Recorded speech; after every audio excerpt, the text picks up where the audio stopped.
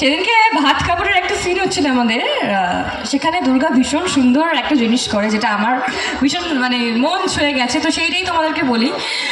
যেখানে যেটা হয়ে থাকে সাধারণত বড়রা বউদের হাতে ভাত এবং কাপড়ের থালা দিয়ে বলে যে আমি তোমার ভাত কাপড়ের দায়িত্ব নিলাম। তো সেখানে দুর্গা একদম তো স্রোতের বিপরীত দিকে চলে সবসময়।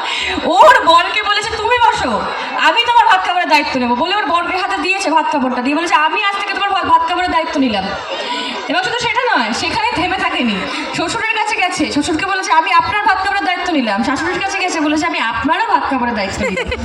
নিয়ে বলেছে যে যেই কথাটা, যেটা আসল কথা, যে আমরা তো সবসময় দেখে আসি সংসারে যারা ছেলেরাই সাধারণত এখন এখন সেটা যদিও চলে না, এখন বহু মেয়ে বহু মহিলারা বাইরে বেরিয়ে তাদের সংসার সামলাচ্ছেন, স্বপ্ন পূর্ণ করছে, তাদের হাতে সংসারের দায়িত্বটা আর্নিং মেম্বার সাধারণত আমরা যেটা বুঝে থাকি পুরুষরাই হবে, তারাই সংসারটা চালাবে। তাই জন্য প্রথাও সেটা, তারা হাতে ভাত কাপড়টা দিয়ে বলে তোমার ভাত কাপড়ের দায়িত্ব আমি নিলাম।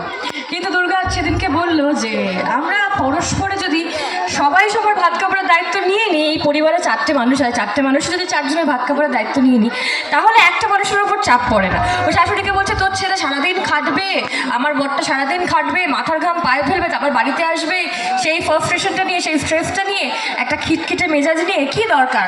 তার থেকে আমরা